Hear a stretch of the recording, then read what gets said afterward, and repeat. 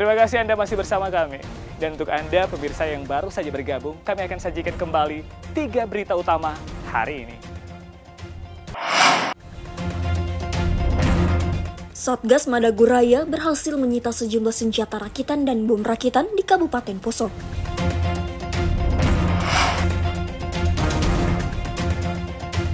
Badan Pengawas Pemilu Palu melakukan pengawasan ketat di masa kampanye pilkada. Januari sampai Agustus. Kasus penderita TBC di Kabupaten Donggala meningkat tajam dalam kurun waktu 2 tahun terakhir.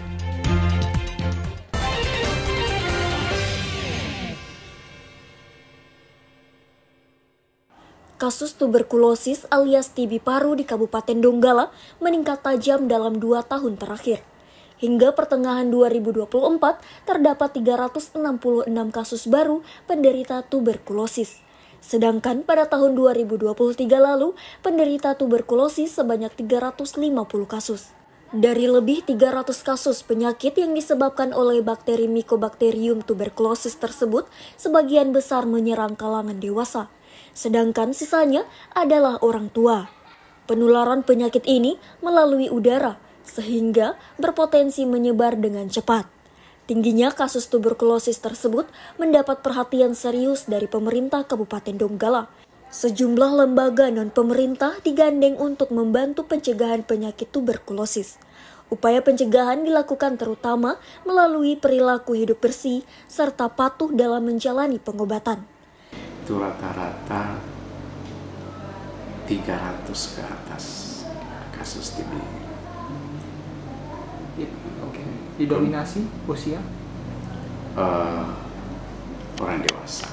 Oh, orang dewasa. TB anak ada juga tidak seberapa. Oke. Didominasi oleh orang dewasa. Untuk 2024 ini sendiri, kasus TB 2024 sudah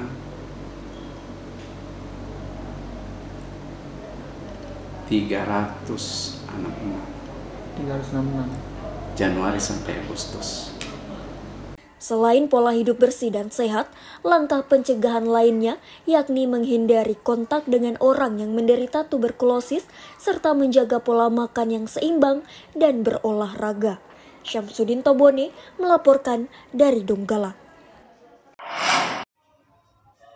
Belasan tim debat Fakultas Hukum Universitas Tadulako Palu mengikuti kompetisi debat hukum dalam rangka Tadulako Law Festival 2024.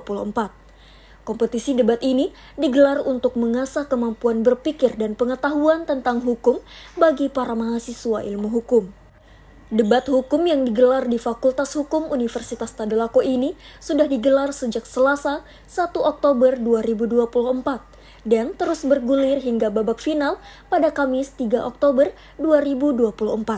Sedikitnya ada 12 tim debat yang antusias mengikuti kompetisi ini.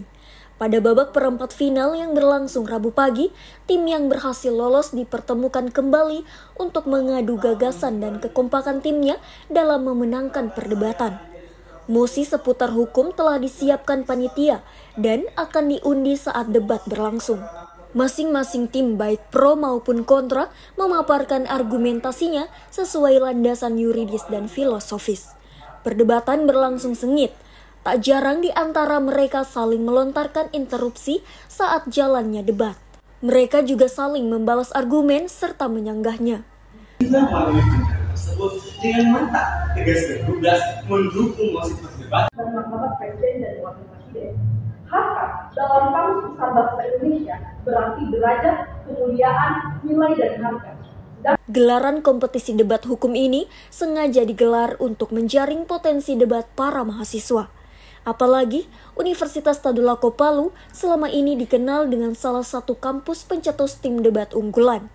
Lomba debat ini benar-benar sudah sangat kami rasakan karena ini adalah kompetisi yang lumayan kompetitif kita selenggarakan dan itu sudah terlihat hasilnya, khususnya di tahun-tahun sebelumnya itu sudah ada menjuarai Semara Konstitusi atau debat konstitusi nasional yang diselenggarakan oleh Mahkamah Konstitusi yang bekerja sama dengan perguruan tinggi se-Indonesia yang kebetulan kemarin diselenggarakan oleh MK dan Unhas, dan tim kami itu mendapatkan juara pertama ya. Dan kemudian untuk tahun ini juga ada event debat hukum yang diselenggarakan oleh Kepolisian Republik Indonesia, dan kami dari Tadulako itu yang sebenarnya berjenjang ya, seleksinya lumayan ketat mulai dari tingkat provinsi, kemudian juara 1, kemudian ke regional kami juara 3, dan ke tingkat nasional juga kami dapat peringkat ketiga setelah mengalahkan Universitas Padjadjaran di posisi ketiga. Para tim peserta debat mengaku menikmati jalannya debat dengan penuh semangat. Bagi mereka, debat hukum menjadi wadah mengasah kemampuan berpikir kritis dan melatih kemampuan menyelesaikan masalah. Kalau untuk track record itu sendiri, beberapa tahun kemarin memang sempat ikut. Untuk motivasinya, ya sangat termotivasi karena satu, yang pertama, jadi mahasiswa yang ikut debat hukum itu yang satu bisa membantu kita pada saat menyusun skripsi karya ilmiah, karena kita dipandu untuk bisa mampu untuk menulis suatu karya yang itu memiliki daya penalaran yang cukup baik. Memang untuk agar tahu bagaimana sih proses debat ini, karena ini pertama kalinya saya mengikuti debat dan ternyata sangat seru sekali, apalagi dalam menganalisis emosi-emosinya itu sangat seru dan luar biasa.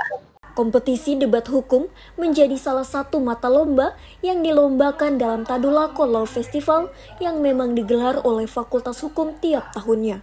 Syahrul Cahya melaporkan dari Palu.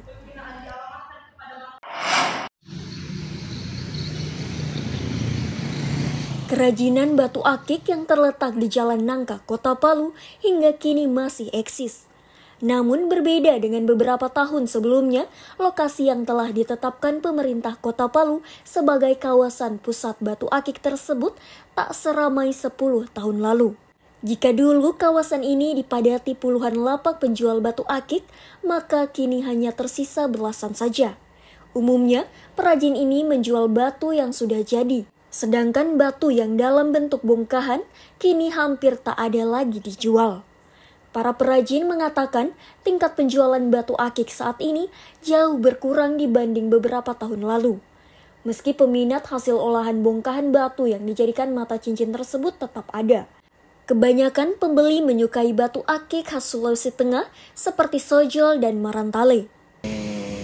Kelasnya sih, kalau kita bicara dari sojol mulai dari harga 100 sampai jutaan juga.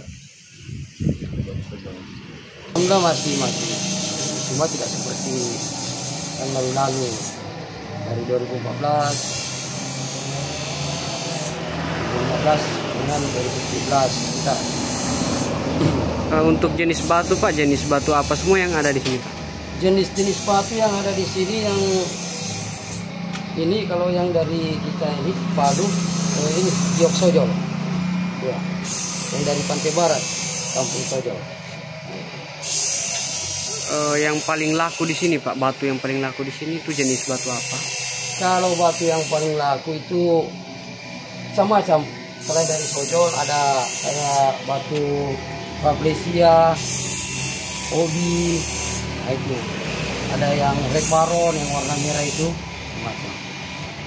Selain batu lokal, ada pula yang menyukai batu jenis Rafflesia dan Obi yang didatangkan dari luar Sulawesi Tengah. Harga batu akik yang ditawarkan bervariasi, mulai dari Rp50.000 hingga Rp1.000.000 per buah. Demam batu akik sempat melanda warga Sulawesi Tengah 10 tahun silam. Lapak penjualan batu akik menjamur dan menawarkan beragam batu-batuan baik lokal maupun luar Sulawesi Tengah. Julianus Kay melaporkan dari Palu. Informasi tadi mengakhiri kebersamaan kita di Berita Sultan hari ini. Mewakili rekan kerja yang bertugas, saya Aling Talamoa mengucapkan terima kasih atas kebersamaan Anda. Selamat beraktivitas, sampai jumpa, Songgom Puasi, Tabe.